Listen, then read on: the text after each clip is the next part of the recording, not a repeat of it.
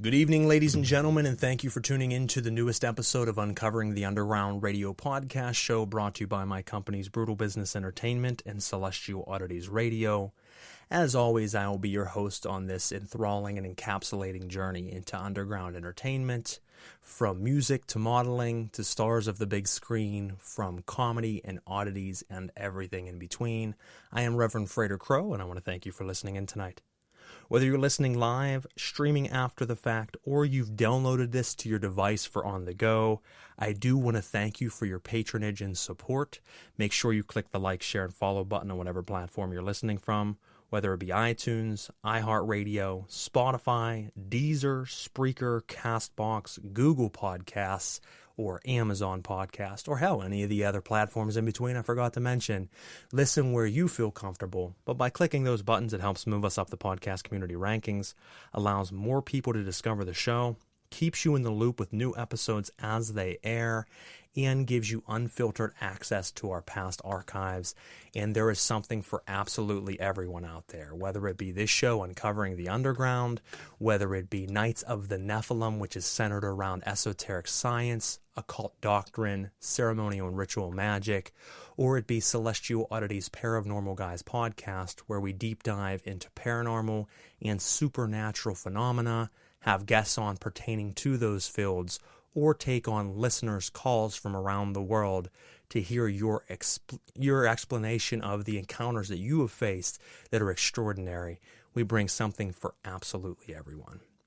If you've missed any of the episodes this season, we are on episode 12, season 2. So it's been a great run so far of season 2.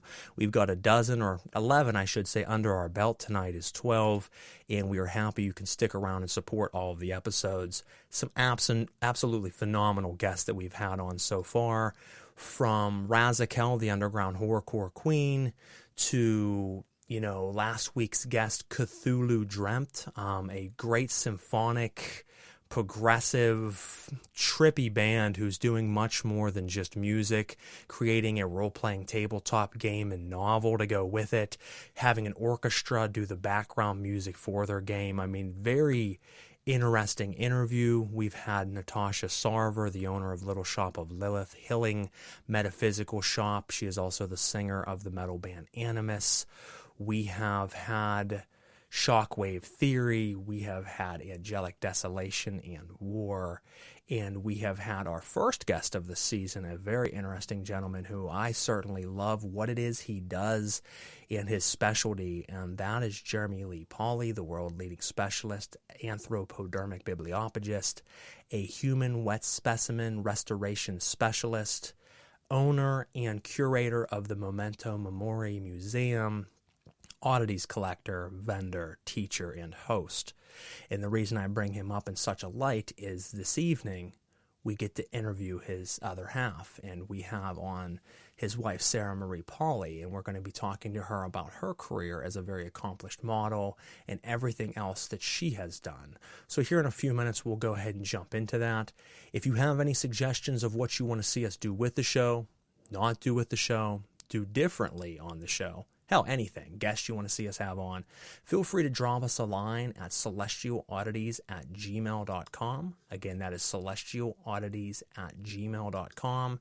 You can drop us a line at the Uncovering the Underground Facebook group page. We suggest you add that anyways. It's always nice to have you guys be a part of the community. Or you can message me on the Frater Crow Facebook page, which is my personal. So never hesitate to reach out. We love our fans. We like having you guys engaged. And the last thing that I'll say before we jump into tonight's interview is, with that engagement, we suggest you go through Spreaker, which is our hosting company. That is Spreaker. That'll allow you to not only listen to the show, but you can actually leave instant messenger comments live during the show that I will see, whereas the other platforms don't allow that. So you can ask our guest questions, you can leave feedback or just random comments. We do read them out on the air.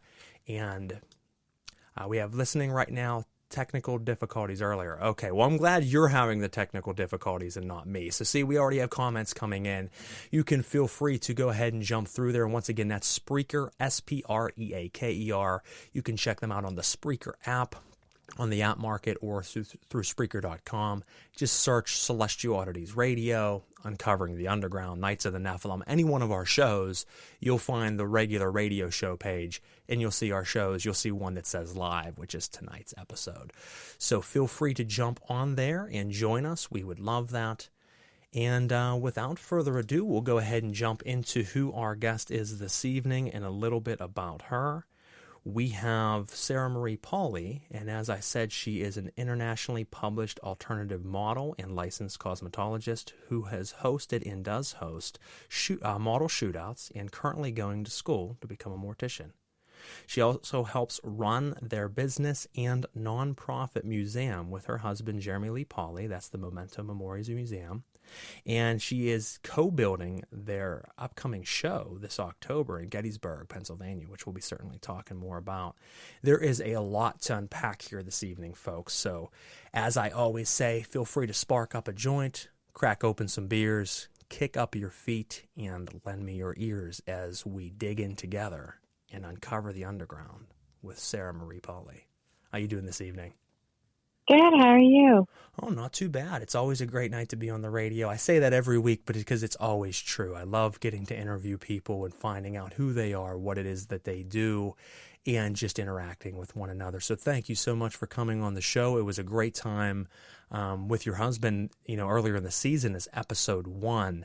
And it'll be great to kind of get to see his other half. So I'm really excited to kind of see how you guys work because, watching you from, it sounds creepy, but watching you guys from a distance, it's okay. You guys, you have a really special relationship. You see it in your guys' work. You see it in your pictures, and you can feel the resonance from it. So it's great to be able to have both sides of that. Oh, that's awesome that you can see that. That's awesome. People give off energies. I'm a big spiritualist, obviously, with my other shows and things that I do, and I can pick up energies from people. And from the first time I met Jeremy, not personally, but met him online and started following his work and kind of interacting with one another, and then seeing different pictures of you guys together, I did certainly pick up that energy. So it was kind of a no-brainer to get you on the show as well. That's awesome. Thank you. We've gotten that before, actually, oddly enough.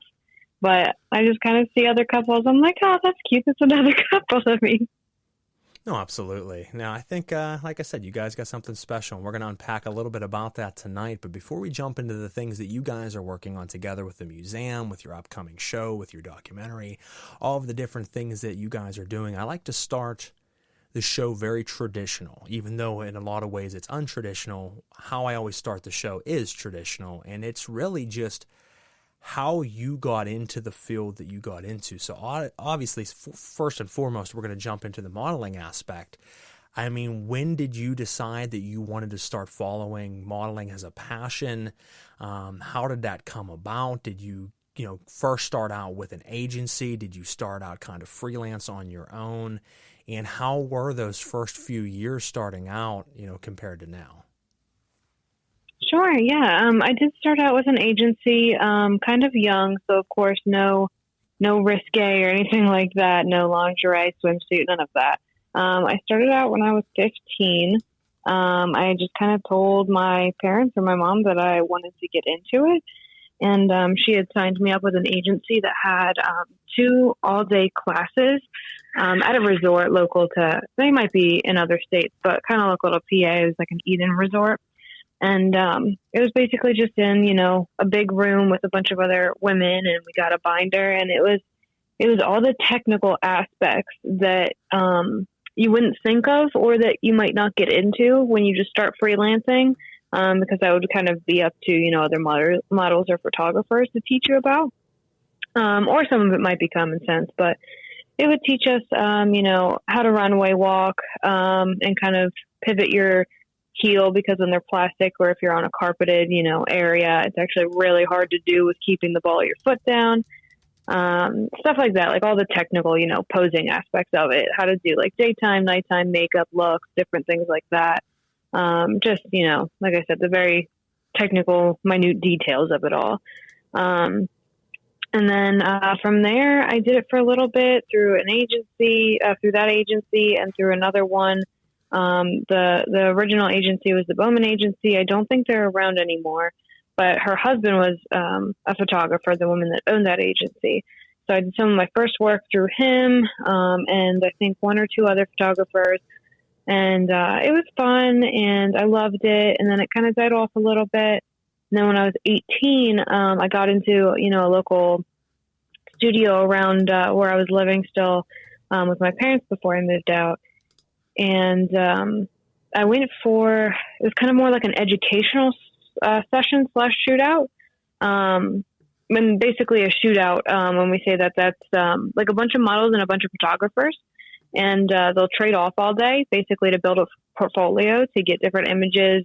We call it TFP in the industry, which is trade for print. So no payment back and forth, you just do it to build your portfolio and to get different content of different looking people, different styles, all of that. So I went to one of these with a friend, and I just got hooked back into it so quickly again.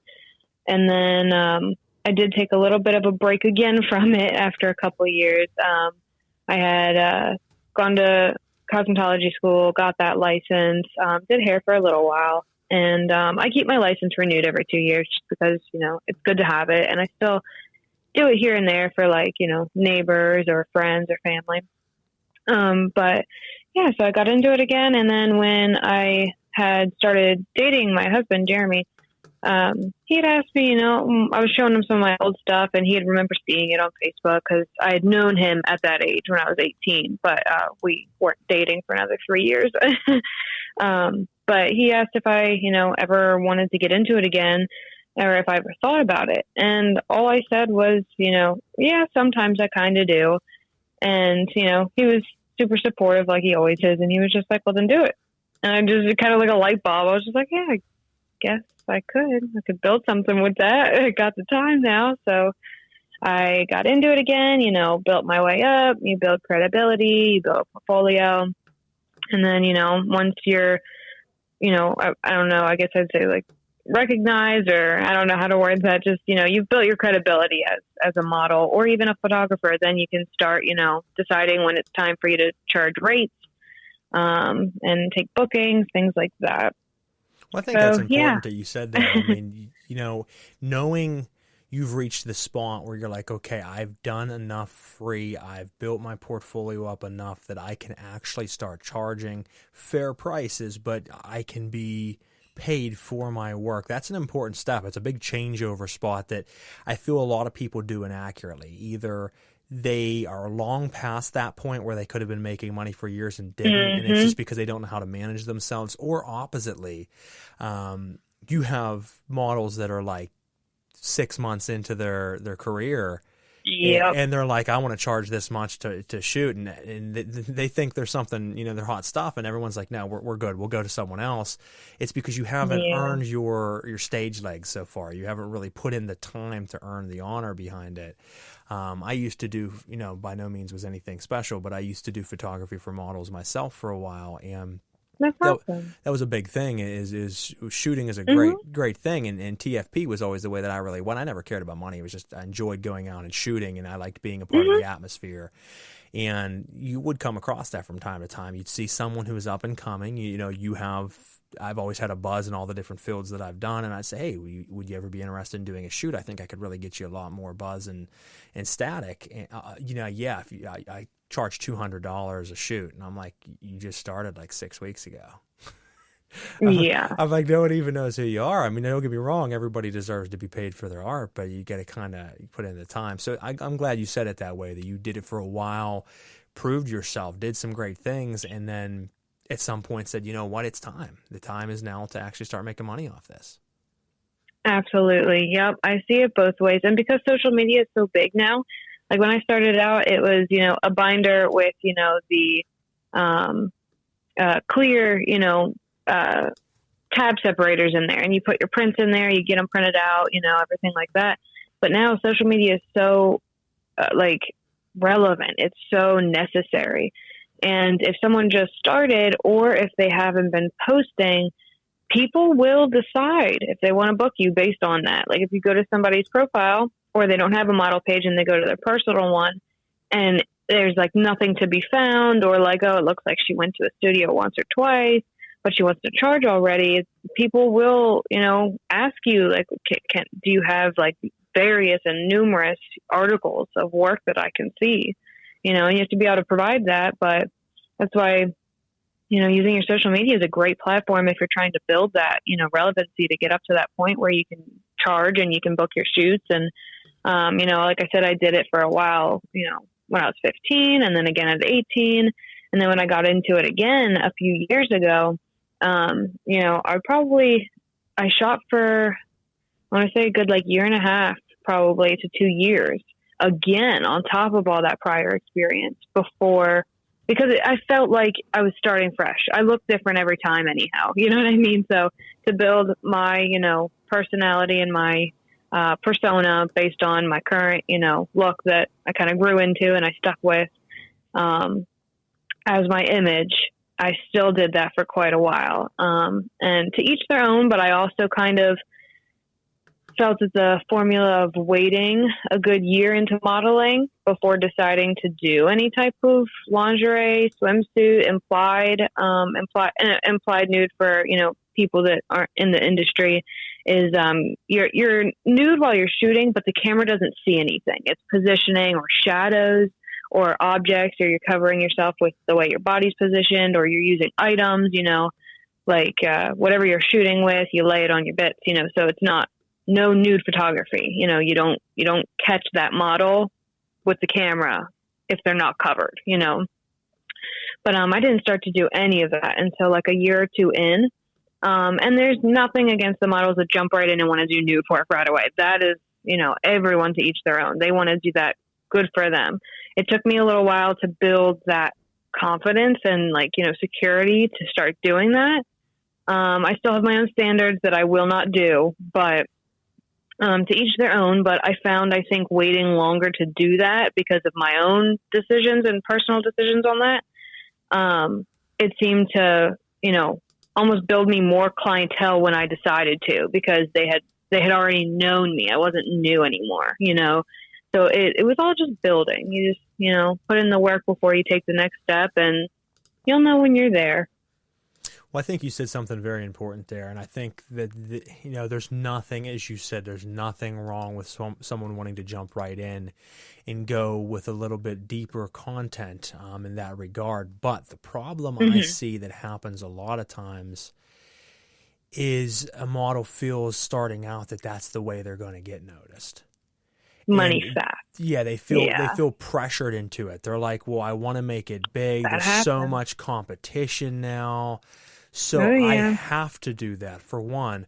Or they get with a modeling agency or photographer or manager who pushes that maybe for ulterior agenda. And that happens heavily in the modeling scene. And, that's unfortunate. I like when I hear a story of someone saying, I chose on my own.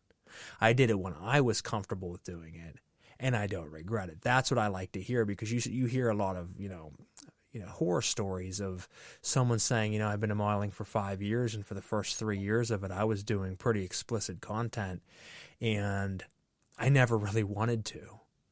And now I'm trying to, because here's where it gets a little tricky. You can work your way into it, but if you jump straight into it and for the first couple of years, that's all you do, and then you try to work your way out of it, I think it's a much harder time. Yeah, because, it's between a rock and a hard place. Like I said, I will never judge a model for doing what they want to do. No specific names. Like, I don't want anyone to think I'm thinking of anyone. No specific names coming into mind, because, I'm in the industry. So I know, hundreds of models, and there's so many, it could be anyone. But again, I've seen them that they do instantly get pressured, or I know the photographers to watch out for. I try to take new models under my wing. I've done it numerous times.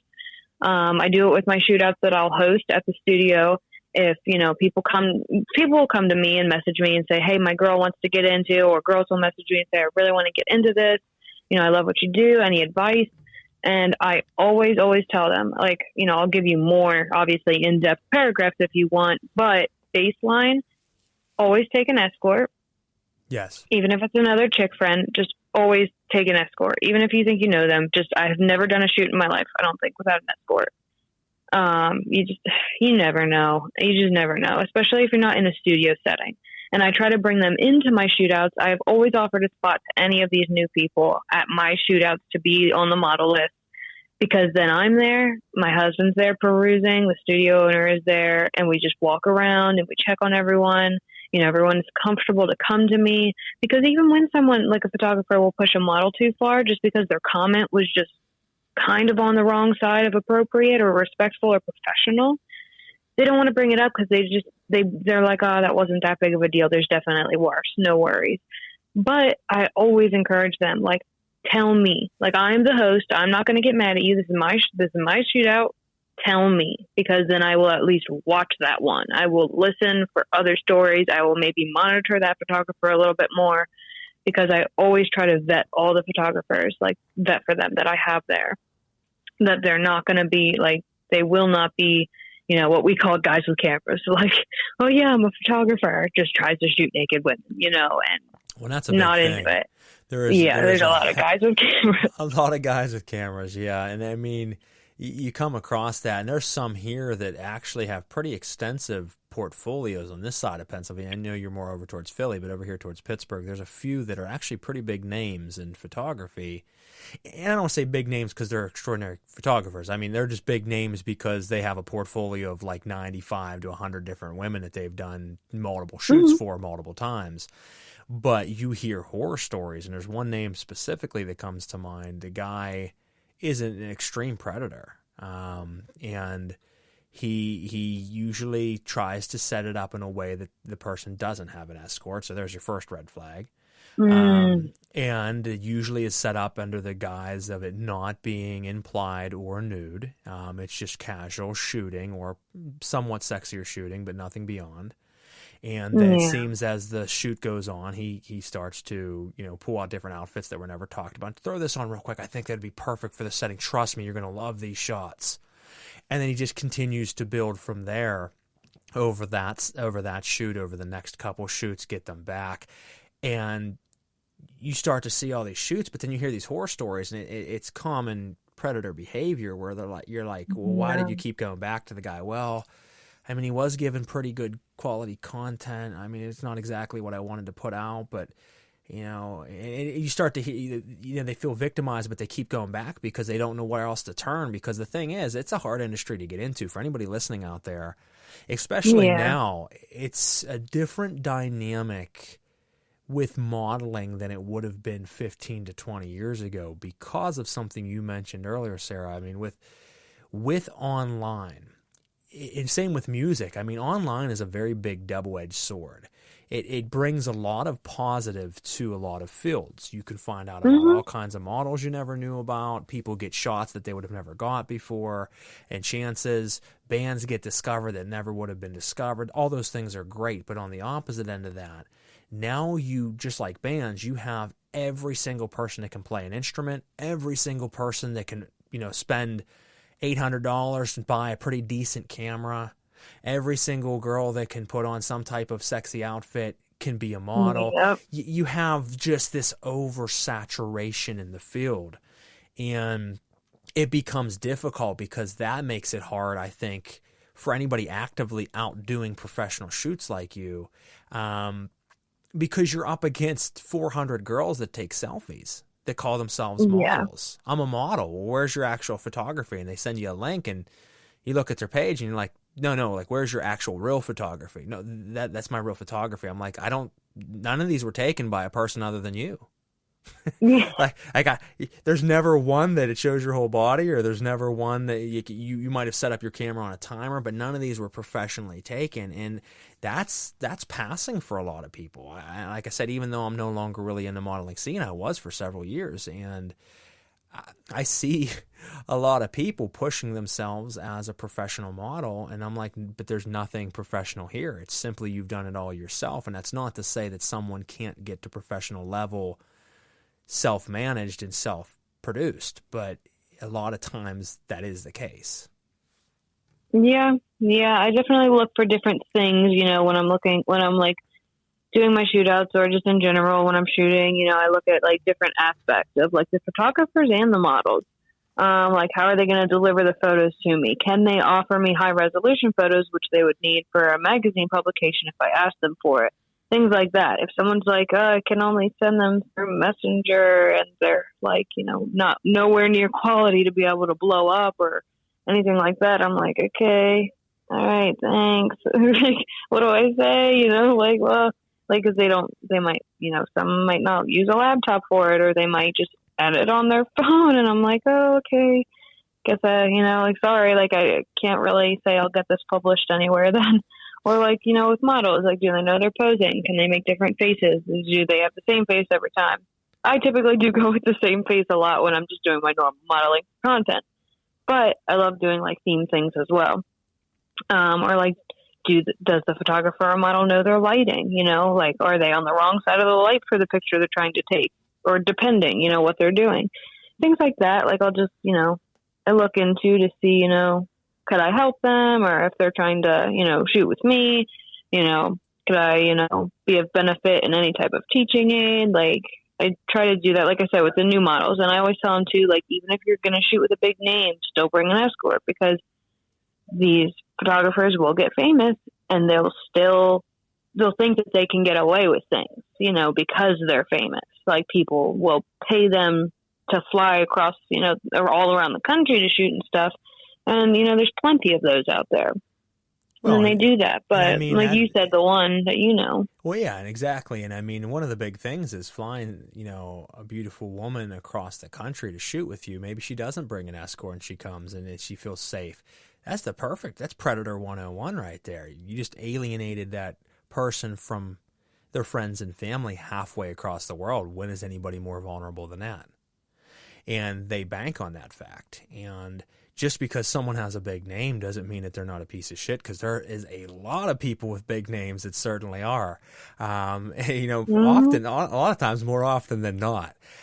So I always advise doing that and taking someone with you. And I love the shootouts because, not only does it give someone experience and they can learn from that if they're newer and they haven't, been in the field very long, but it builds long-lasting relationships between models. It builds long-lasting relationships with photographers. You might work with 7 photographers that day and really connect with one, and then start to talk to that photographer, whether guy or girl, and start to build a relationship with them for many more shoots, and they end up becoming your full-time photographer or whatever have you. That is important, because just doing one shoot at a time with just randoms, that's okay. But that's a hell of a lot of legwork. When you can go to an event and work with 7 people in one day and say, there's 2 that I would definitely work with again. I like how they directed me. I like how their pictures came out. I just got myself 2 lifelong photographers. I think people miss that. I just want to do my own thing and I don't want to go together with a group. And you know what? They don't see that picture, bigger picture. And I think one of the things you said is you can be a great fighter without studying fighting. Mm-hmm. But if you study fighting, you're going to be a much better fighter. So you can be a beautiful face and know how to get away with basic modeling and do well, and you can have a lot of fans, because let's face it, ladies, if you're beautiful and you can put out beautiful pictures or sexy pictures, you will have hundreds of guy fans. They're animals. Mm-hmm. You know what I mean? So, so that's all you're in it for, then so be it. But as you said, to know the lighting, to know when lighting's a certain way, how you should change your appearance, change your modeling, change your stance, to know the atmosphere, to know all the different things yourself, to start to kind of dive into the photography world, the photographer's end, to know, the photography triangle, that they call it, where you're understanding the lighting, you're understanding the ISO, you're understanding all the different things that make a great photo. And if you can understand these pieces and kind of work both sides and understand how they think and you think, you can start to be more than just a pretty face. You can be a true professional and work every territory, every lighting, every environment, and always come out with quality product. And that separates someone who's going to be a professional to someone who's just going to end up ultimately taking selfies in their bedroom. Yeah, and like I said, the purpose of my shootouts is kind of try to help the new models that come to me, or any photographers that are newer, and it gives them a safe environment to do that too. I always try to bring new models that come to me or are recommended to me to my shootouts for like mainly that reason. They're in a safe environment where they'll at least learn something. And not only that, but but I feel like communication is such a big part of professionally working with a photographer too, because you might get a model that's very meek and they're not going to speak up, or you'll get a photographer that even though like they might be established or their work is amazing and they don't know it yet, that they're very meek and they might not speak. And one of the number one things, and in no way is this bragging, no way, but one of the number one things that I've gotten told of why a photographer likes to work with me is that I push the communication. Like they always expect the bigger names. Like I do too with photographers. Sometimes I'm guilty of it. I expect snobbiness. Like I expect they might not be easy to work with, or they'll be very demanding or very loud talking over me because they've gotten somewhere.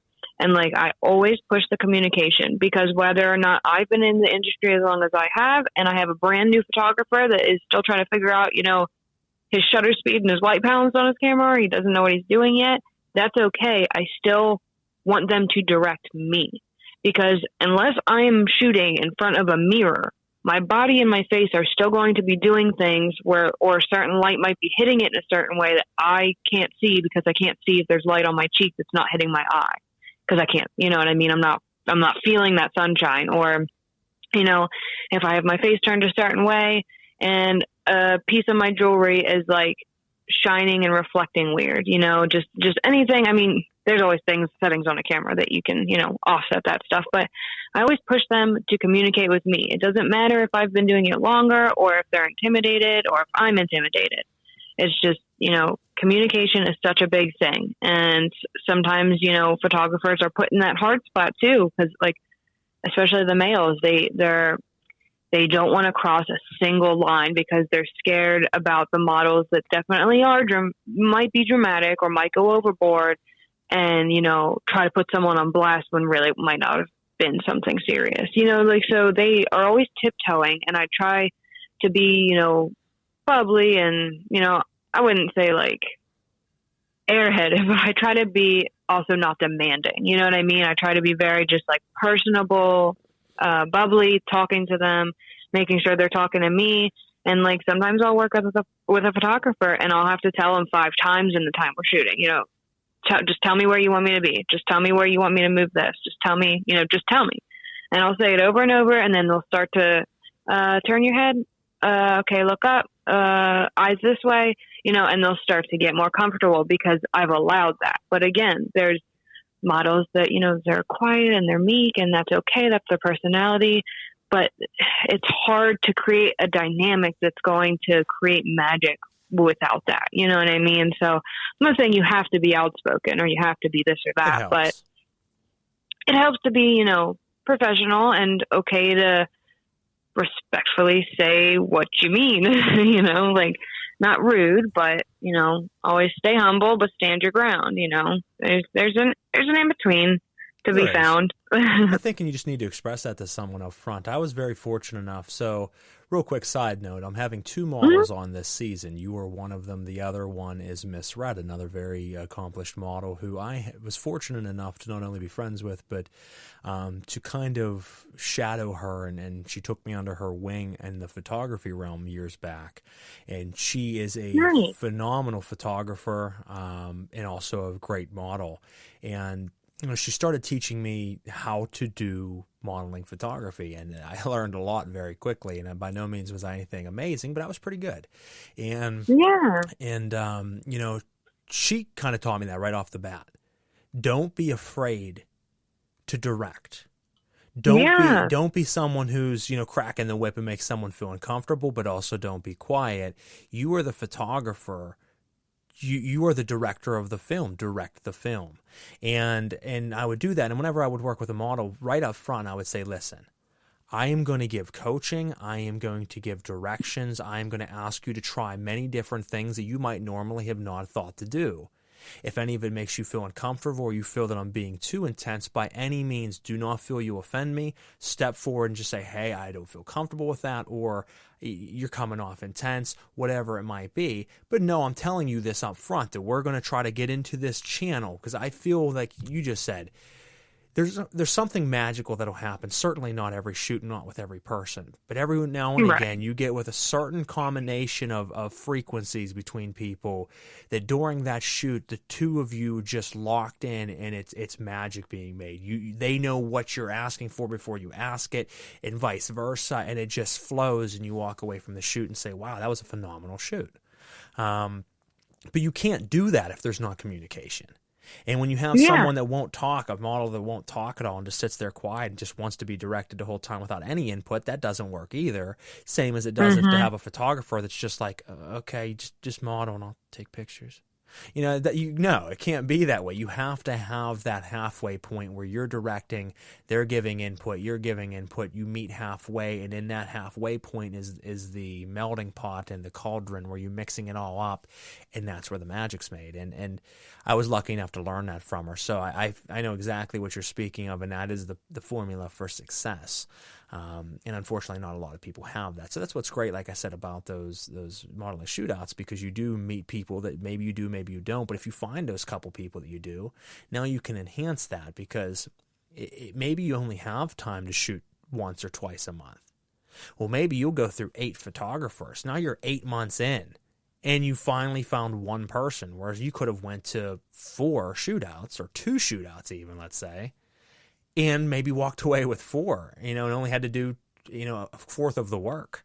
So work smarter, not harder, folks. It's something very smart to be a part of. She does a lot of that as well, and has had some success with that in throwing them, being a part of not only the photography end, but the modeling, giving coaching, helping other models. And I love to see, and that's usually who I vibe with, not people that are just doing it themselves, but people who are helping others. I've always been big on, if you are strong at something, don't keep it all for yourself. Teach others, help them grow. Why be stingy with your power? Spread it out, and everyone can grow together. So I'm glad to see that that you're certainly doing that as well.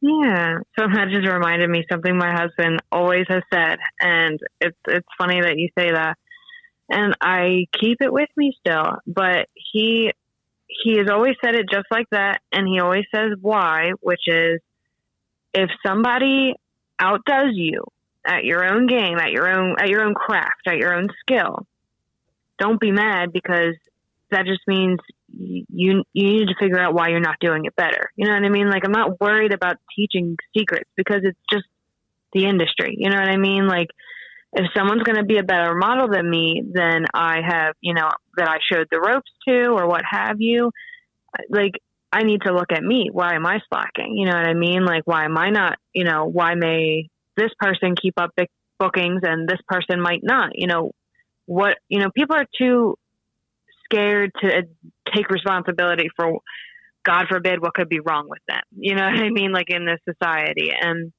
as you get older, you kind of realize that. And this generation seems to be very much about, mental health and positivity and canceling out, generational trauma and all of that. So, like, it really is important in work too, to just, if you want to be successful, look at yourself, quit crying, and figure out, what can I do better? Pick yourself up, push harder. Well, that's it. If someone outdoes you, as you said, that gives you now a goal to try to push yourself harder, because maybe you've gotten to a level where you were comfortable, and comfort leads to complacency. Exactly. And if you're complacent and someone then passes you, you say, well, shit, now I got to step my game up. That's one half of the coin. Now, the other half of the coin is, I think that people get to a level where they're doing something and they're standing out, and they're insecure of themselves, and they don't want anybody else to have it, because they're afraid if someone else has it, they won't be important anymore. And I've always said, if you are confident in yourself and you are strong and powerful in yourself, it doesn't matter to you how many other people are powerful, because you've already found your power. No one can take that from you once you've found it and you've harnessed that. So what's it matter if there's 500 other people that are powerful? You're one of them. But it's the people who haven't found their power. They're only on the outskirts of it, and they're like, no, I can't give this away. So they keep it. But whenever you say, you know what, I'll teach everyone I can, because one, as you said, that's a good experience. If they pass me, then hell yeah, I was a part of helping that, and now it's pushing me. We push each other back and forth, but also I'm content in myself, and I fear no other man and what they're able to accomplish because I know what I can. Yeah, exactly. Now, before we go much further, go ahead. Oh, no, I was just saying, yep. Before we go much further, we're going to jump into our first song break of the evening. So, folks, if you are listening out here, I absolutely love this track right here. This is featuring Loke Saint, Playboy the Beast, and King ISO on Loke Saint's track, Criminalize Us. We'll be right back here on Uncovering the Underground. Hey, what up, Lokesters? This is Loke Saint. You're listening to Uncovering the Underground with my man Skippy ICKUM on Spreaker Podcast Radio, bringing you nothing but the best in underground music.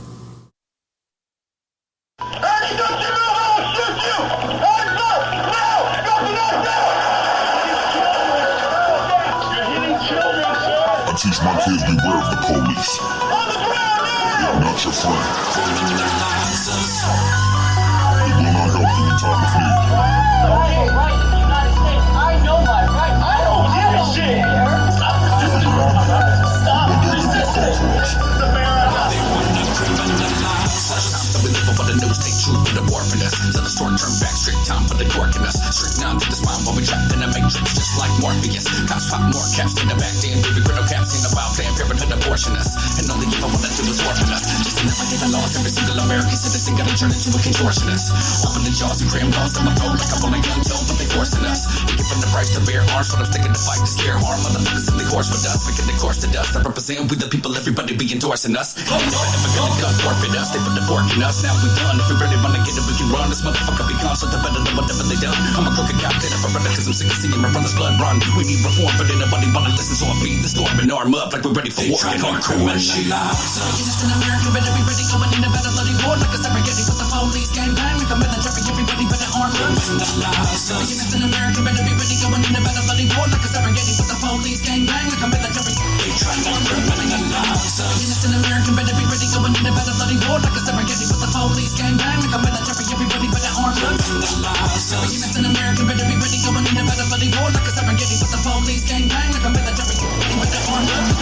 Somebody, anybody tell me why the government running the city telling us lies. Because lies every day you behind enemy lines. Because they taking our freedom, don't give a fuck about our lives. Fake news, social media controlling our minds. Pushing popular opinion, man, I see for the lies. But they portraying to be holy, they deceive with the skies. We'll the machine is under, but they ain't mankind. We need to open up our eyes to the sign, stop being blind. Ain't the freak, well, like a nation combined. Have the population doing top and nine, violent crimes. It's a sign of the times, how many kind of bonds gonna happen before we find a reason for the rhyme. Many times they commit treason before they try for the crime. How many times they take our freedom just for speaking our minds. But the way that we grind with little nickels and dimes. While we try to keep my head up with the shaking and ridiculous. I'm fed up moments doing time for crime that we're victimless. Trying to enlighten my people, no one is listening. They only want to hear about drugs and change lists. Like I'm talking to myself, like the wind is what I'm pissing in. I'm never gonna be a victim of a battle with a mission. I was born a visionary, but most of the world not visionless. A vision is when we coming together, now we live in this. In the break now, they in the cage, they can say all the people that took our freedom away. Trying to silence the truth and everything that we say. But I say fuck that, time to load the AK. Time to take this shit back, time to change the way. Cause if we don't change soon, it's gonna be our last day. Gotta focus on ourselves, gotta run a better way. Keep your head up, be strong, and fight another day. Innocent American better be ready, going in a battle bloody war like a segregated with the police gang bang like a military. Everybody better arm up. Innocent American better be ready, going in a battle bloody war like a segregated with the police gang bang like a military.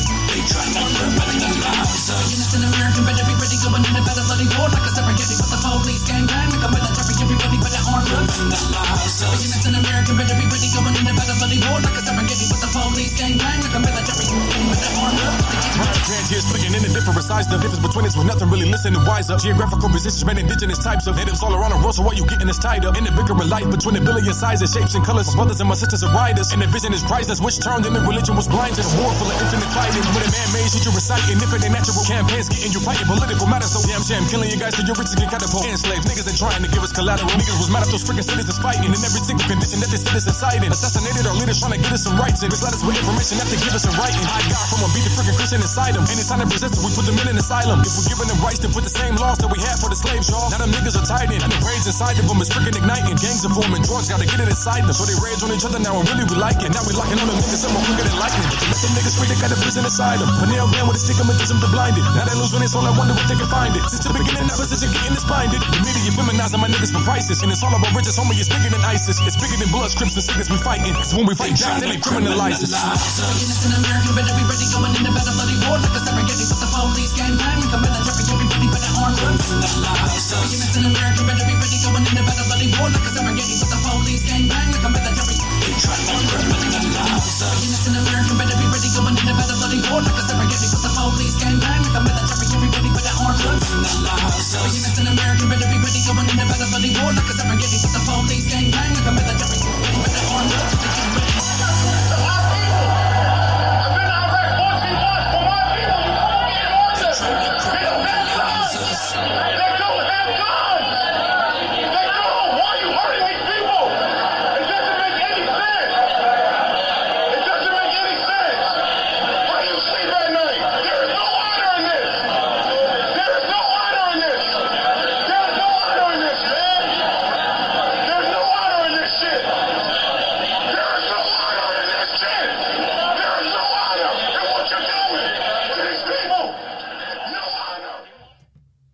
All right, folks, we're back on Uncovering the Underground. I am your host, Reverend Frater Crow. That was Loke Saint's track, Criminalize Us, featuring Playboy the Beast and King ISO, three absolute titans of underground hip-hop music.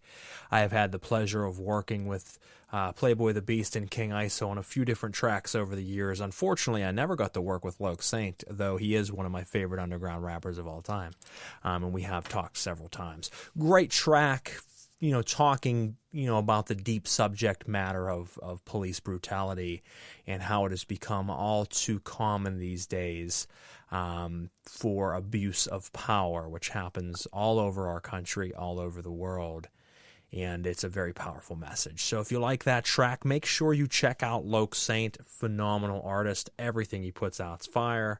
You can check out the other two, Playboy the Beast and King ISO. King ISO's doing big things these days. He is signed to Strange Music with Tech Nine. He's been touring the world the last few years.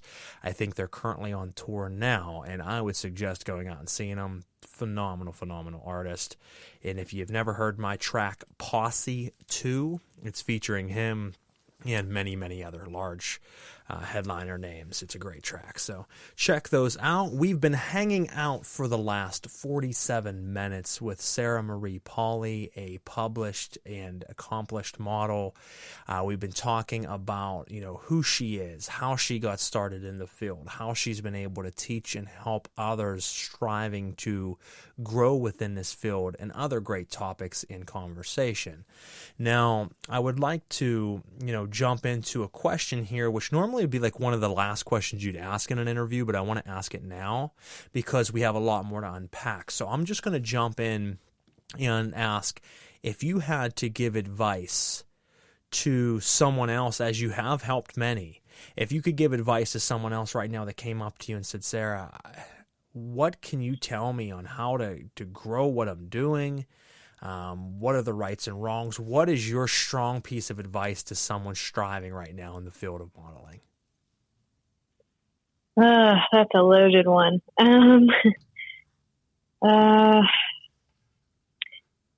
If they're a beginner or if they're still just trying to push along their way and climb the next rung of the ladder, so to speak. I would say climbing the ladder. Yeah, if you're at the stage where they've already kind of started, but they don't know where to go. I would say pick out the publications that they think they would fit the best for, and do the submission guidelines. Try and get yourself into some magazines. That's always good. Good credibility. Builds you up the ladder for credibility and professionalism. If you can get published, get a good working relationship building with some editors, and keep your circle tight. I network, but keep your circle tight. Don't let people waste your time.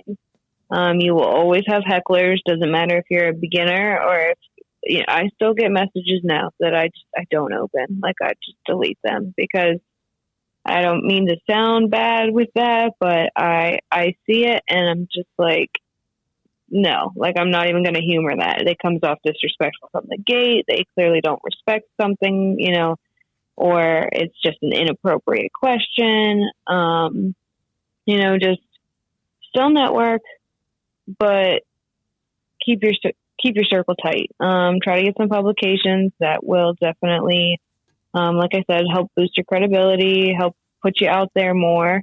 Think about upping your rates. You know, if you've been doing it for a little while, think about upping your rates by, you know, a little bit and putting it out there. Start making more posts, maybe, letting people know when you're booking for. That kind of gives a reminder. I do that from time to time just so I can keep myself level-headed with my own schedule. I use my phone calendar religiously for everything. So, you know, when you see that you're starting to fill up a few months out, then, you know, make a post that you have, you know, X months and Y months available, or like net booking for, and then list the months that you're out to, you know. You know, just market, network yourself. But again, you know, don't let people waste your time either. And yeah, I don't know if that's good advice or if it's just no, I think there's some kind of common sense to models. But well, I mean, common sense isn't always that common though. There's a lot of things. It depends. Yeah, it's you true. can get told something that's absolute common sense and just say, "Oh wow, I never thought of that." It's not to say that person's not smart or anything. It's just saying that sometimes, even though it's just basic common knowledge, or you'd think that it is, sometimes someone just doesn't have all that in them. So when you tell them something and they're saying, "Oh wow, that sparked," for some reason that just did something to me. Even you said earlier, you know, Jeremy said, "Why don't you get back into it?" And something just sparked in you. Sometimes it's the smallest things that make the biggest changes. And exactly. You said a few important things. I mean, keep a small circle. Where this is important, folks, is it's okay to branch out and work with other people. It's good to get new experiences. Here's the problem that I find not only in modeling, but in a lot of fields. Everyone is so focused on working with everyone else because they think somehow that if I work with 50 other photographers or 50 other rappers or musicians or whatever field you're in, that somehow that's going to give you more credibility. The thing is working with 50 other people means you have to oblige and work and collaborate and figure out how to make a project work with 50 other people, which is stressing, which is time consuming. And instead of really benefiting yourself necessarily, you're slowing yourself down.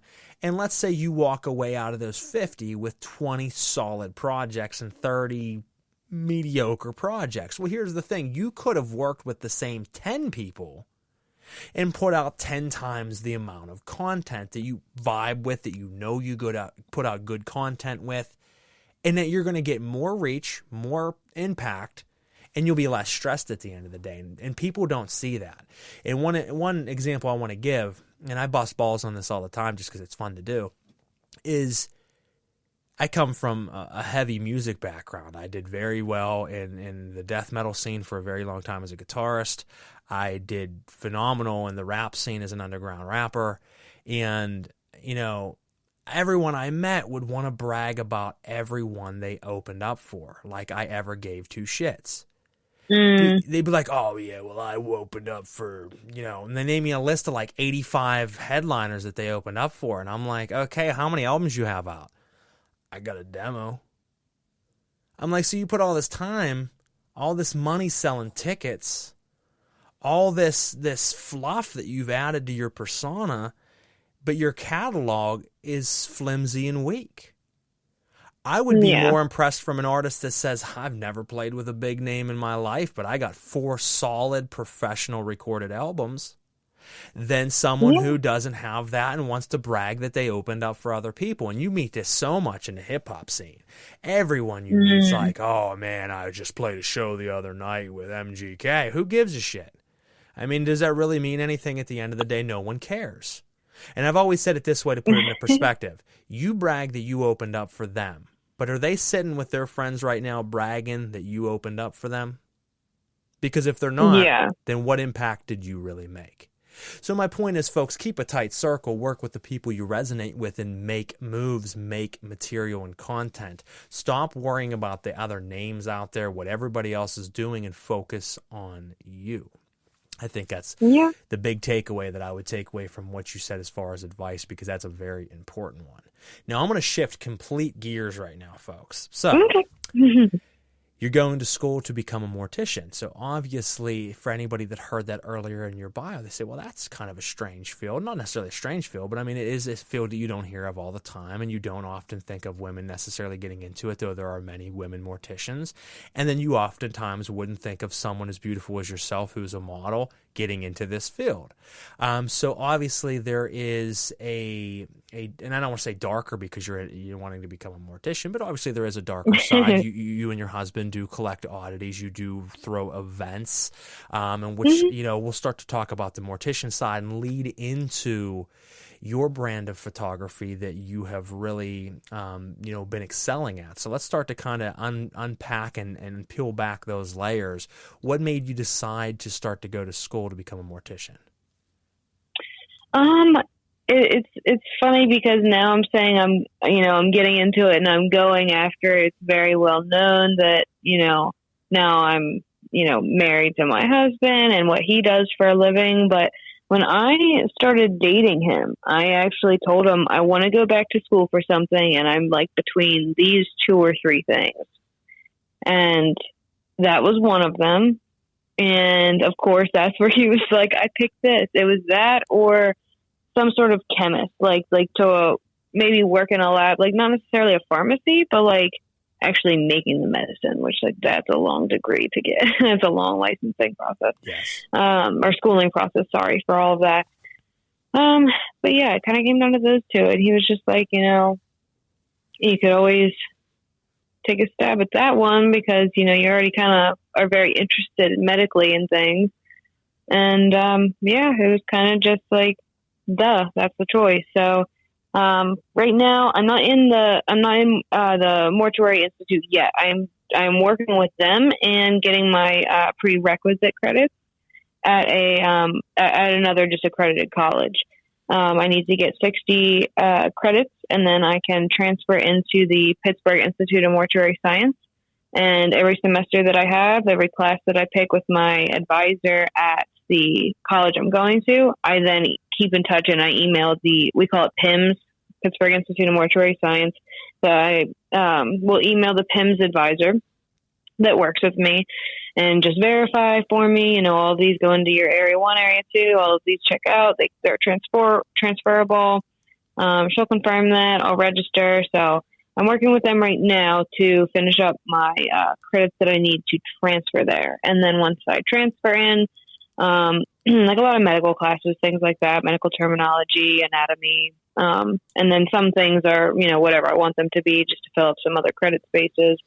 But then once I transfer in, it'll probably be about a year and a half there as well. And that'll be all of the courses that they require and the 30th body I have to show them, like embalming wise.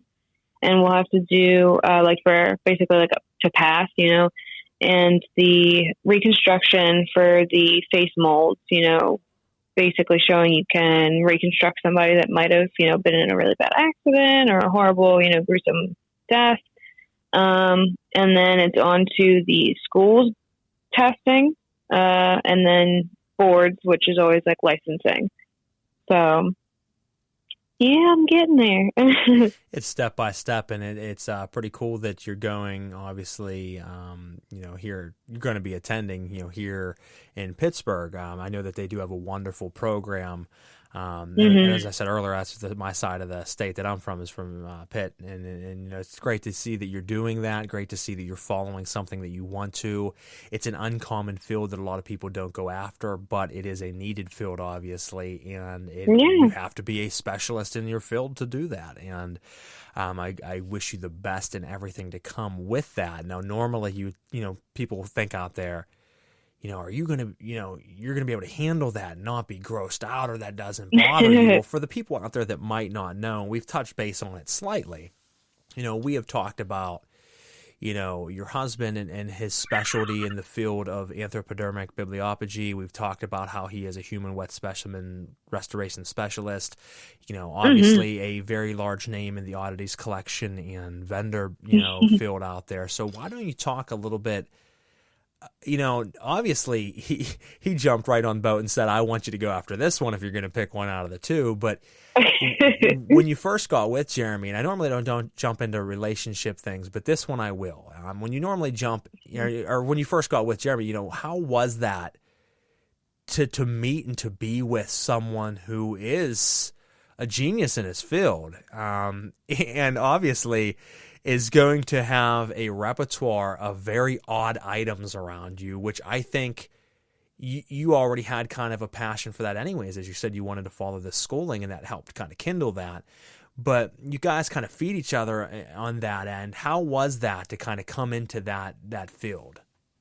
Yeah, it's actually not as interesting probably as you might think, and there's times that it still annoys him, but for some reason, I still, have not met a lot of other people that are like to the degree I am, but I'm very hard to get emotion from in certain aspects when it comes to like surprising me or like things just being too weird. I think one of the first times that, him and I ever hung out, like you asked, he had shown me some of the stuff that he was doing and, restoring. And he showed me some pictures of, to me, it was all new. And I was just like, oh, that's awesome. And that was probably like the biggest reaction he's ever gotten from me, because we were still fresh. And now he's just like, babe, look at this or look at that. And I'm just like, awesome. That's great, honey. And he's just like, it's just a normal Tuesday to you now, isn't it? And I'm like, yes. Well, I mean, it would have to be. I mean, but it was kind of, I'm always like that though. Like I get excited and I get, happy and like, all bubbly and stuff, but like nothing has ever weirded me out. I've always been like that, and really for no good reason, because, my parents weren't, outside the norm really whatsoever. So like, I don't know. Maybe it's just like that non-judgmentalness to my core. Maybe I don't know. I was just born like that. Things are just, I don't know. Nothing shocks me or like creeps me out, or, I have certain pet peeves, that might gross me out. Like, I hate feet. I might freak out at someone that knows that, poking me with them. But like, yeah, I don't know. I just, from the gate, he was always kind of just like, not much of a reaction there. I'm just like, no, it's like, that's awesome. It's cool. He's like, not weird. I'm like, no. Have you seen it before? No, definitely never seen that before. Whatever. You do you. I've always just been like that, you do you. That's awesome.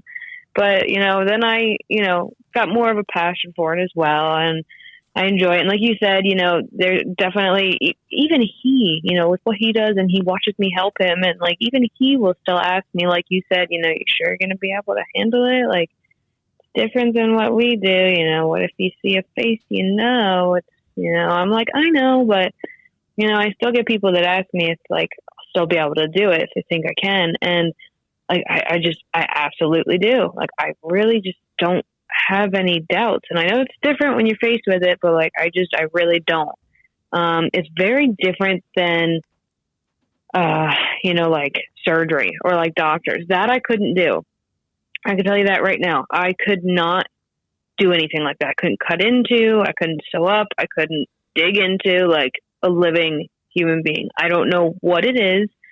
Maybe, I sense that when someone's passed away, it's a shell. Like, you're still respectful, of course, very respectful. That's somebody's loved one, but, and I haven't gotten there yet, but I will be, respectful. But like, there's nothing there anymore. I'm doing a job, and it's too much pressure. It's too much responsibility for like the living, like blood doesn't bother me. Broken bones kind of bother me, get a little queasy with that. But other than that, like, nothing really makes me queasy in that aspect, like medically. But I would probably go white. Like, I would probably get close to fainting if I had to, like, cut someone open that was living for, like, I don't know. It really is different. And I was talking to my one friend who is an RN. She's been in cosmetic surgery for a long time. And she said, like, it is, like, it's hard. People don't, like, get it, but, like, it's very different. She said she had a friend as well that assisted a mortician and got to, you know, get in the nitty gritty with all of that in that field. And then she decided to go and, you know, be a nurse and go to schooling for it. And she couldn't do it.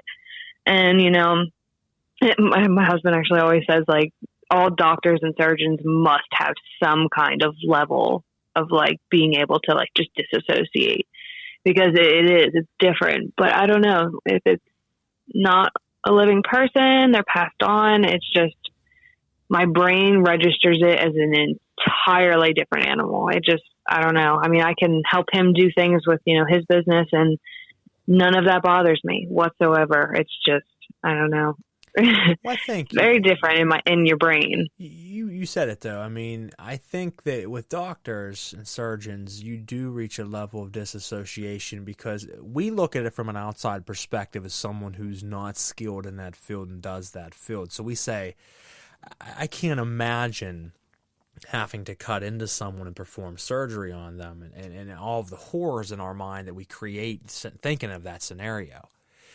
But let's jump back to what you said a little bit ago. That's just an average Tuesday.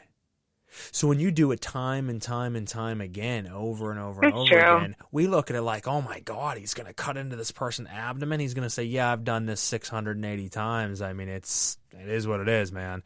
And you start to not, and you hate to say that they don't care about the person. Certainly they do. They have to a degree. But they also have to separate feeling at a degree and disassociate and say that, this is my job. This is my job today. My job is to operate on this person. I don't know this person. I'm going to do the best ability that I can at this work, and it is what it is. I will be as safe as I can be. I will do it as thorough as I can, but it is, at the end of the day, just a job. I'm going to go home, eat dinner with my family just like everybody else. I go to bed just like everybody else, and this is what I do.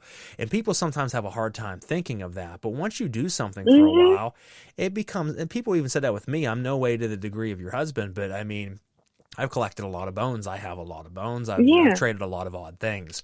And people were like, I mean, doesn't that bother you, man? I'm like, well, first off, no, it never did, and it certainly wouldn't at this point, as much as it's come and gone. But I also say what you said. I'm very big into the occult and a ceremonial practitioner, and over time, through unfolding different levels of mind and spirit, I can't even see human beings the same as I once did. It's not to say that I don't cherish them and think that they're amazing. It's just to say that we are simply endless beings temporarily in an avatar. And yes, that avatar has skin and blood and bones, but at the end of the day, that's your car. I might have a connection to my car, but if my car is destroyed, I'm going to feel bad about it, but I'm going to move on. And I mean, it's just a body there, and I got to do my job, and it is what it is. And I think that's easier on the mortician end for you, as you said, because you have the three sides. You have the spirit, you have the mind, and you have the body. Well, the body is now no longer functioning. It is a dead vessel and shell. The mind dies along with the body. The spirit lives on, but the spirit is severed. The silver cord between spirit and human severs upon death, and it kind of goes in its own realm. So now it is simply a shell. It's like going through the park on a random summer where the cicadas have emerged from the ground. There's just hundreds of cicada shells everywhere. That's just a shell.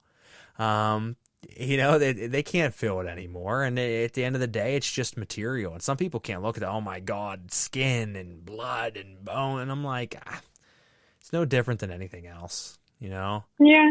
It's just what's normal to you. Just like, you know, some people are like, how can you do that? Or, you know, oh, how do you ever get used to that? It's just, I'm sure there's things, you know, it's always different when you try to like analyze your own life, you know, what's normal to you. You don't realize until you hang out with a new family or like a new couple or, you know, what have you. They're like, okay, wow, something about me was like different. That's not normal. Thought it was, you know, like it's just in a funny way, you know, you don't realize it but things are normal to you, might not be to other people. And certainly.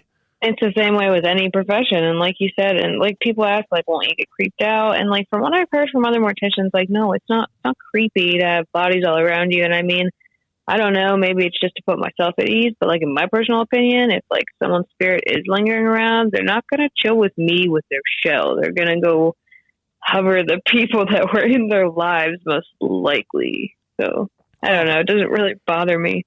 And that's true, though. I mean, we get used to our own things and we don't see how other people see it. So, yeah, a lot of people, might come into my temple or come into my home and say, whoa, man, there's skeletons and skulls and all this all over the place in this ritualistic fashion. And I say, well, I actually am very at home and at comfort with these things around me. I'm not put at odds end with them. I actually cherish and respect them to a level beyond what most people do just by going to a graveyard. I work with them in a ceremonial sense and cherish and honor and make offerings. And I look at that as something so normal to me, not only just in general as a collector, but much beyond as, like I said, a spiritualist and a practitioner, that it is embedded into everyday practice of my practice.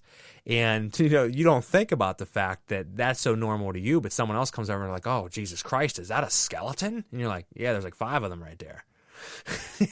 And it's just all about what society kind of normalizes. Like to them, that might be going to the gym every day. And someone might look at that and be like, screw that, you're nuts. Like, I'm not doing that. But like other people, that's what they do, but that's more of a normalized concept, you know what I mean? Like the American thing, you said or just, right there, society's American thing. So people, we're still transitioning to a new society. I mean, this new generation is already kind of getting there, sometimes annoyingly, but still getting there with like the whole, mental health, breaking, how your parents were, all that kind of stuff. I think that's all great. And I think it's just got to keep going as a society. You know what I mean? Like death.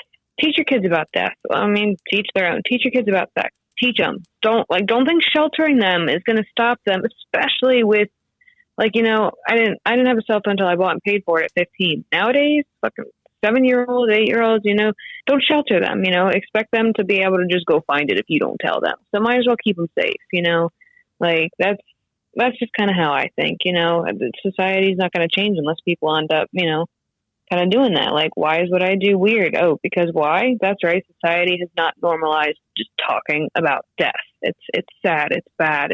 And it is, if it's someone, but oh God, don't think I'm a killer because I just talk about death, all the time. Or there's a stigma on it. I mean, exactly. Death, all the negative stigmas. Exactly. But death is just merely a normalize transitional everything. phase. I mean, people want to fear death because they believe the fear of death is the fear that there is no more. And everybody has their own beliefs, but when you think that there's nothing else, you're afraid of this ending because this is all you know. But if you were shown signs, folks, that there's something so much more beyond this, and this is simply the tip of the iceberg, so to speak, then they may not be scared then. Yeah, it takes away the fear. And I can only speak from my own experiences, but I have been shown fantastical things that are just so much beyond this realm.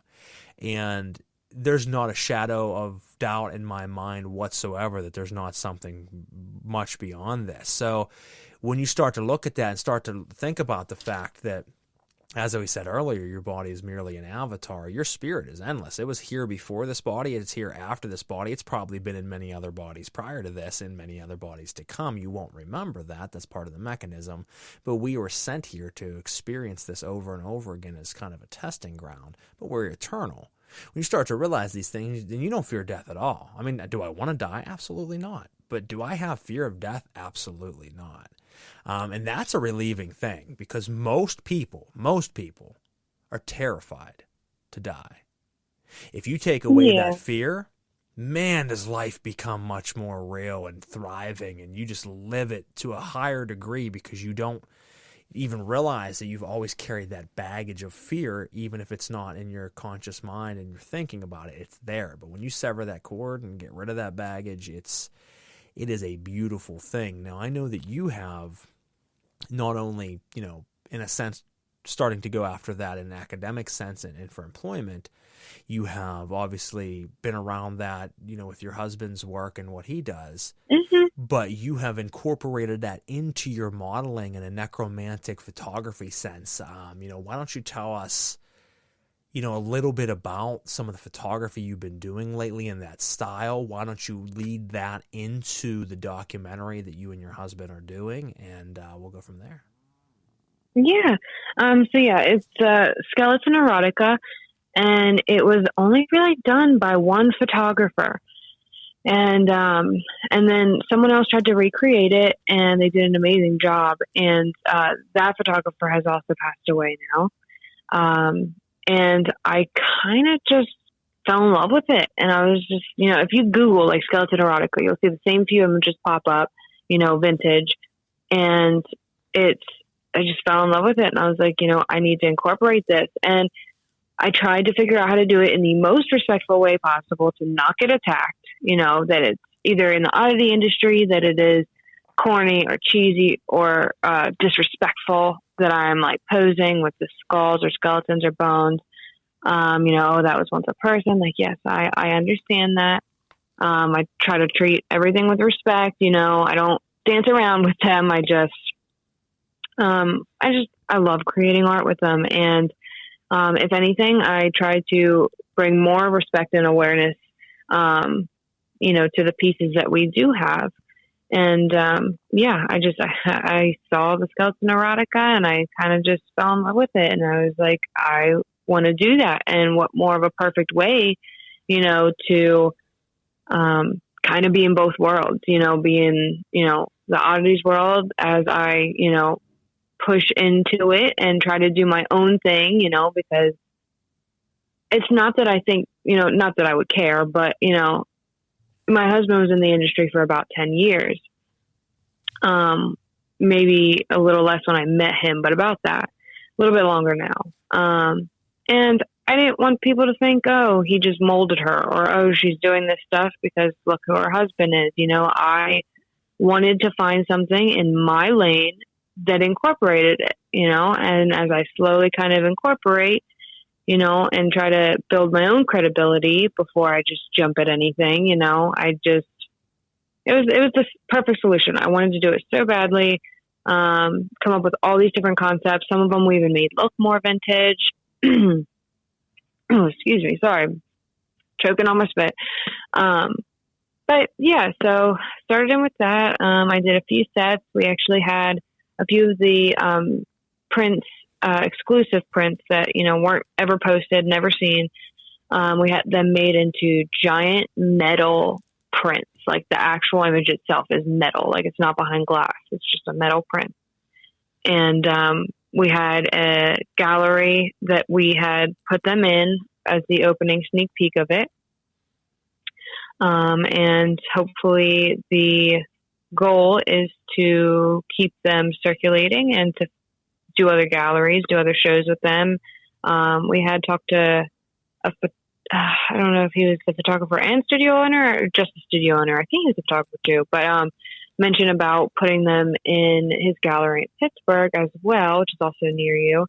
But yeah, we're just circulating with that. And I'm trying to remember what your follow-up on that one was, getting into the Skeleton Erotica. Yeah, leading into the film that you guys are working in. The documentary. Yeah, the documentary, yeah. That's right. Okay. So we did a couple filming segments of that shoot that I did with the Skeleton Erotica for the documentary. And it's not so much just about like us and our lives, but kind of the industry as well, in like a respectful light, of course. And, an educational side of things in the business. So I'm being careful with my words because, I'd be the one to leak stuff that I'm not supposed to don't leak anything. We don't want anybody getting in trouble here. Yeah. But yeah, so we've been filming on that for, how long has it been? I want to say we're coming up on a year. But we do still have a couple more segments to do. We have the next one scheduled out. The earliest we could fit it in was June 5th, which evidently is, coincidentally Jeremy's birthday.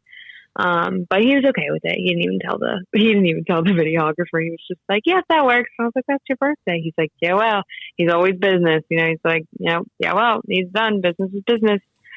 So yep, that's the next segment. We might have another one or two after that, and then it should be wrapped up. We are going to do I think it's going to be a private, like maybe a select amount of tickets, or maybe not even tickets, but just a select amount of spots. We're going to run out the, I don't know if I should leak the name of the theater or not yet, but we're going to run out a movie theater that Jeremy actually took me to on its 100th anniversary. It was awesome. He rented it out for the day, and everything is original. And they even took us through the tunnels to see the old projector. Like, it's amazing. It was on its 100th anniversary. And, yeah, that was awesome. Just side note, we just sat there and watched Frankenstein and Bride of Frankenstein. But yeah, so it's going to be in a really awesome old vintage movie theater. And, we're going to do the preview, basically like the first showing of it there. And then we are working on which streaming apps. I don't want to release those officially yet. I know Jeremy might have in his post, but some things with contracts and communications are still altering. So I don't want to list all the streaming apps, but certain streaming apps, we will be on those. So anyone with accounts to those, basically that's nerve-wracking. It's going to be out there. It's going to be out for the world. But yeah, so documentary underway. And I think we're going to do some filming at our show as well in October for some of the wrap. Just jump into that part yet. So documentary. We're going to talk about the show here in October in just a few minutes. But no, folks, if you're listening out there, make sure you support this project when it comes out, streaming on whatever platforms it is on. Support what it is that Sarah's doing. If it comes to a gallery near you on the shoots that she's done with the Skeleton Erotica, make sure you check it out and support that. Before we get into the show in October, and then my last two questions, we're going to jump into another song here. This is Loose Logic, and this is No Shame on Uncovering the Underground. We'll be right back after this.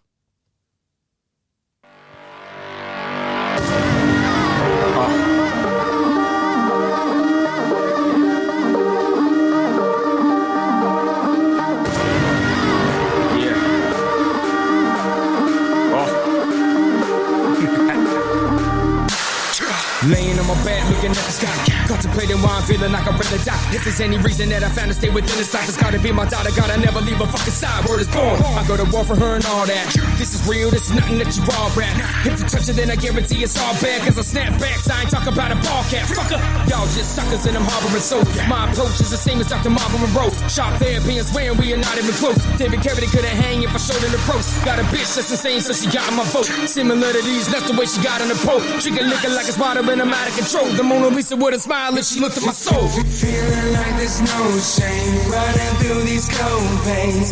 Can't feel my soul, I'm out of touch and feel no pain.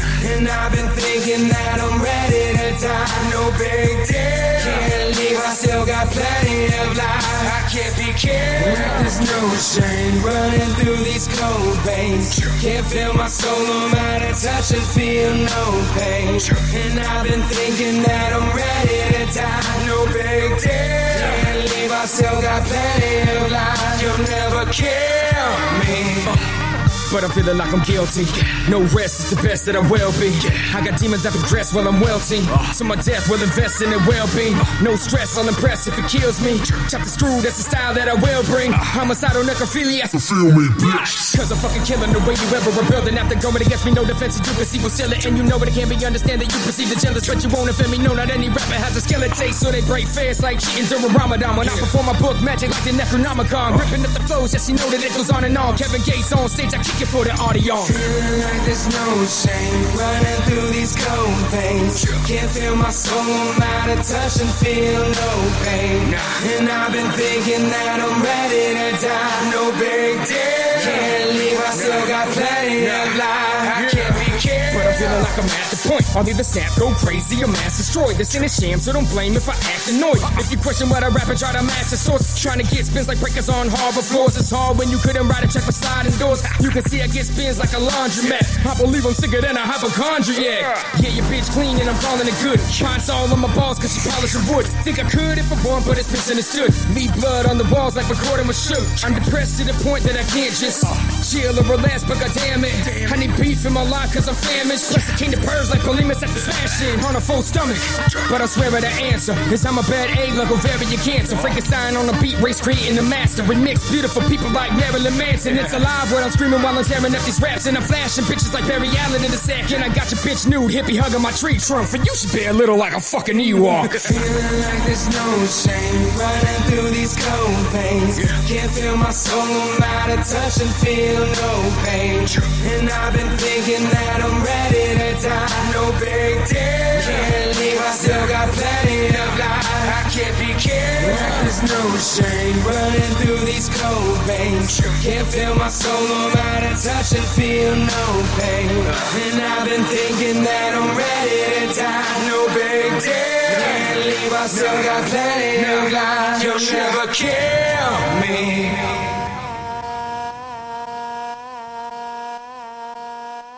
All right, folks, we're back on Uncovering the Underground, and that was the song No Shame by the homie Loose Logic. Killer jam. If you like that, make sure you support him. Once again, that is Loose Logic. That was the track No Shame.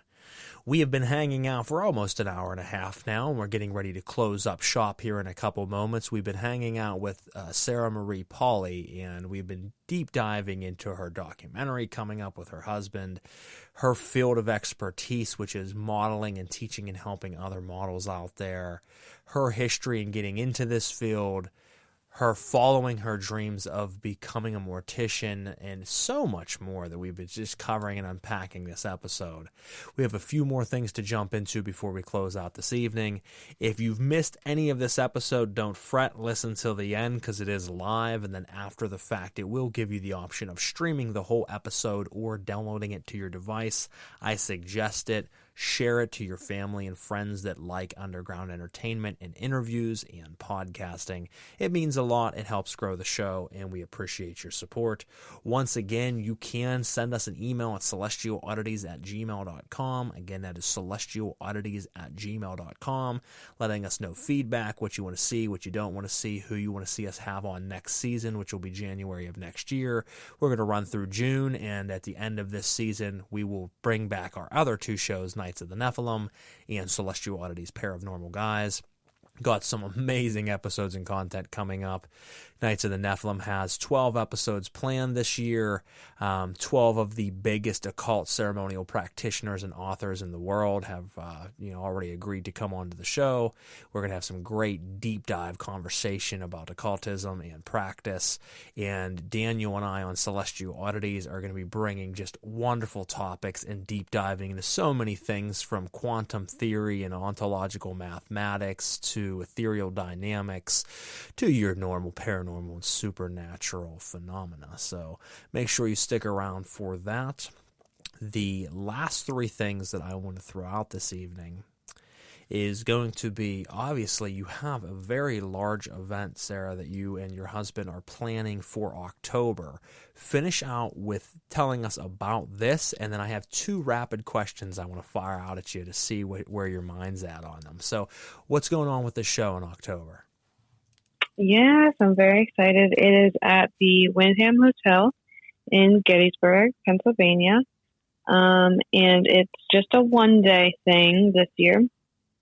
And it's going to be filled with awesome vendors of all kinds of, weird, abnormal, oddities, as most people would say.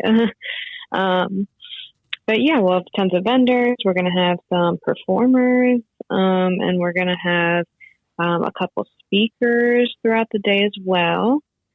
Yeah, it's going to be really awesome. We're already kind of making plans for next year, and changing a couple things, getting more space. Probably it's obviously the same location though. But that will be, I want to say it's let me get this right. It is October 1st.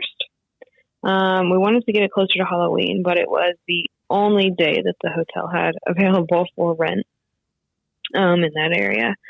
But yeah, so if anyone's used to or likes, what most would call, an Oddities convention or Oddities flea market or, curiosities, whatever, whatever terminology they've heard before, it's, just a place for weirdos, and you can come enjoy some of the vendors, see what they have for sale. There is a restaurant bar there at the hotel. And since it's at a hotel, you can also stay the night, go walk around Gettysburg, which we always kind of call Pennsylvania's Salem. You get to walk around, see some of the cool shops. Gettysburg's just like a really rich town for like history. It's just that feeling in the air you get. But yeah, so something to look forward to. We're putting it all together, pretty much almost booked up on the vendors, which is amazing, more than we could have asked for already. And you can either get your tickets, on the Facebook page or at the door. It's called the Wonder Camera, which is a little hard to pronounce, obviously not English. But Jeremy wanted to call it that because it was something different, but still in the same realm. And it's also the name of our documentary.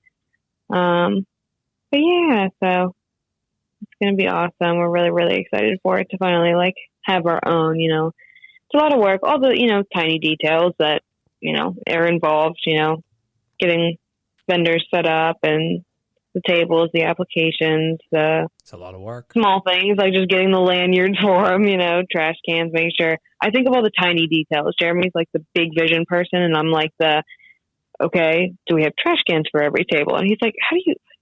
Yes, good thinking. Yes, I'm the wife in that way, I guess. It's good to have that balance, though. I mean, as someone who's thrown a lot of events over the years, it's a lot of work. It's stressful. It can be nerve-wracking.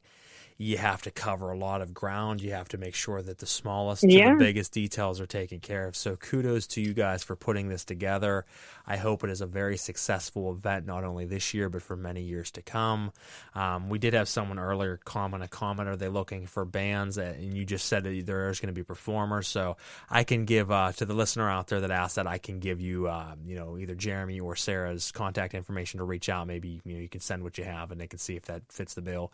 If you guys are ever looking for, obviously you said speakers, but speakers in the field of professional, paranormal, supernatural, occult to science and everything in between. I certainly do a lot of events and go around and do expos and different things as a professional speaker.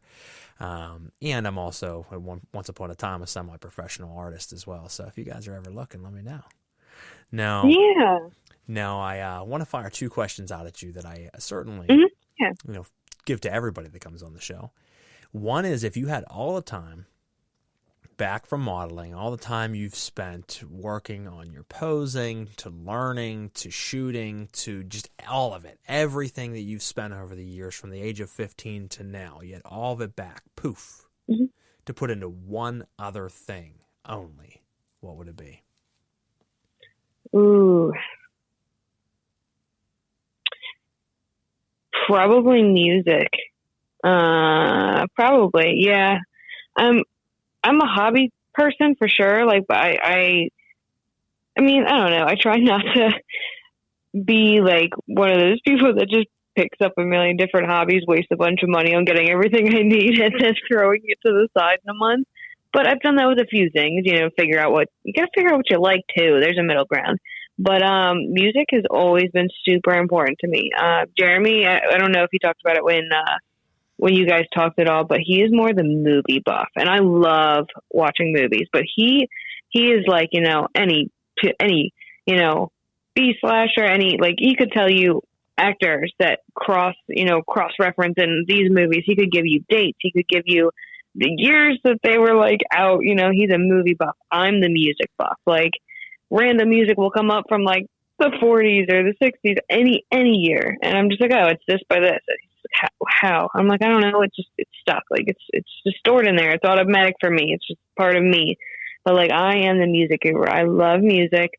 I have played piano since I was 8. I definitely lost touch with that. I don't even think I can read sheet music anymore, to be honest with you, and play fluently at all with it. But I probably would have invested in that. It's one of my bucket list items as well, to get a vocal coach. I don't know for what. It's not like I want to become a singer, but just, I don't know, to learn. I love music. I like singing, but I just like learning. So, yeah, probably maybe put a lot of that into piano and probably pick up another instrument. Maybe I always thought drums were badass, or violin. I love violin. Something different. Yeah, probably just would have done music if I just had nothing to do with all that time. No, I love it. Music's been a huge thing for me over my life, obviously, and still is. And I spend a lot of time not only involved in creating music and helping other artists, but I'm constantly listening to music. I don't really watch television. I don't watch movies anymore. Not that I don't love those things, but I mean, if I'm not engaged in something with family or my business and things like that, I'm constantly listening to music. Every single night, folks, I go to bed listening to a death metal album. Every single night. I pick a different one every single night and review it in my own head. I don't need to put out like a written review, but I go through it. Is this worthy of the collection of further listens, or does this get scrapped to the side? And I've always done that. So it's something that it's always been a passion of mine, just to be involved in the music world. So last question here, and this is kind of a weird one. This one is, if you had to pick either A or B, A being that this is the end of the world, and, not necessarily for everybody, just you. Your time has come. You are about to pass, however you want to structure it. Everyone's dying, you're dying, whatever. You have either the choice of being with your family and loved ones, holding them, kissing them, and having them close to you, but you are not allowed to write any messages or say anything verbally. There is no communication other than touch. Or B, you can tell them everything your heart desires in those last moments of life, but you are separated from a barrier and cannot be together. But they can hear you, you can hear them, you can see each other, you just can't get to each other, but you can tell them of your love. What kind of mind state are you in? And there's no right or wrong. There's two very different sides of the brain that people pick from. Which one are you picking? Oh, God, that is super difficult. It would depend on my day which one I picked, I think. As most people. God. I don't know. Today I'll probably go with the speaking and not touching. Okay, see, and that's the. If I was having a more clingy emotional day, I might go with the touch. But I think today I'm feeling. I don't know. My brain is always just, like I said, non-judgmental, very open. I myself am I'm very one of those opposite people. It's like I love something, but something that's like hardly tell a difference, I hate it. I'm very I don't know, open to everything, but also opposite. I don't know. It depends. Jeremy will get me something that he thinks I love, and I'm just like, I'm not feeling it today, but thank you so much. That's so sweet. And the next time I'm like, you never got that again. He's like, because when I did, you didn't want it. Yeah, so you're the typical woman, just, I was just going to say, well, I guess, just a woman, really. Appreciative of everything, but definitely hard to pin. Yeah, you can never pin them down. It never works out good. So, no, I love that. I mean, there's no right or wrong, and sometimes it's nice to be able to say what you want because you can get very deep with words, and words can do amazing things to people. But then other times, no words are needed at all. So that's why I love that question. It's very unique. So thank you for sharing that with us, and thank you for obviously all of the conversation and talks this evening. I will let you finish this out with where we can check you out as far as your work. Anything you want to promote as a last shout out here, and then we'll go ahead and I have an announcement of the upcoming guests, and we'll go ahead and finish out for the evening. Sure. Yeah. Thank you very much for having me on. I have Facebook and Instagram, so if you want to find me on Facebook, it is Sarah with an H, Sarah, middle name Marie, Marie, last name Pauley. Pauley. It's just Sarah Marie Pauley. On Instagram, it is Lady Sarah 2135. So that's at Lady Sarah 2135. As far as shout outs, we pretty much covered everything happening in my current life. So, if you want to check anything out, see my modeling, anything like that, check into me and my husband's lives, you can find me on Facebook or Instagram. Perfect. You heard it, folks. Well, make sure you check her out, support her work, support what her and her husband are doing with their event, with their documentary that's coming out, with everything that they do. Very interesting people. They do a lot of great things, and I'm certainly happy to be a fan and be able to be a part of that from a distance. So, support them and do what you can. If her work comes to a gallery near you, go out and see it. Make sure as it hits the streaming platforms for their documentary coming up that you watch it, share it around, and spread the message. As I say every episode, you are the lifeblood to underground artists, and your support, sharing, and love is what keeps us going and doing what we are doing. Now, as I also said earlier, if you missed any episodes this past season 2, or even the 65 episodes we had on season 1, since I didn't have seasons really at that time, you can go back and listen to just some awesome interviews, not only on this show, but our other show. We have 240 hours worth of radio that we've put out so far under Celestial Oddities Radio and Brutal Business. So you have endless amounts of entertainment to listen to. Now, coming up, we do have 8 more episodes this season. We have next week, April 21st, Knights of Melis, absolutely beat down brutal death metal. We have April 28th, Carbon Stone. Love these guys' sound. It'll stick with you. It's like that song you hear, you can't get out of your head. Their music in general does that, but it's awesome. You'll love it. May 5th, we have model Miss Red, who I spoke about earlier, who was a mentor of mine into photography and taught me a lot of the business. We have May 12th, Era Cabra, really great thrash metal band. The Fall of Me, May 19th, 3-piece, very unique band, front woman of the band. They have a cool sound. I dig them. May 26th, Lauren Petrie, who is a comedian. June 9th, Renaissance Rock Orchestra. And tonight is the first I will announce my plan for June 23rd, which is the season finale. A lot of people reached out to me and said, who's the big guest? Who are you going to have? And for a while, I thought about having a very large name on there. And I've had a few different people in the back burner for that. But then I decided, what is better than having huge names or rock stars on the show for the season finale? And it's going to be to do an open call session with all of you. So for those that want to join, we'll prearrange questions and segments where you can call in, and for an hour and a half to 2 hours on the season finale of season 2. I want to hear from you, the fans. Call, chat with me. Let's talk about music. Let's talk about modeling, comedy, oddities. Let's talk about all of it. Let's deep dive together. That's a list of the rest of the episodes this season. Other than that, I want to thank you guys all for your patronage and support and all that you do for me and all of my shows. And lastly, Sarah, thank you so much for coming on the show this evening. Absolutely. Thank you for having me. We will finish this out with one last song, folks. The last 2 are rap songs. This certainly is not. This is from the band Paradigm, and this is Monolith, only on Uncovering the Underground. We'll see you next week. Take care. Everyone be safe, and have a good rest of your night.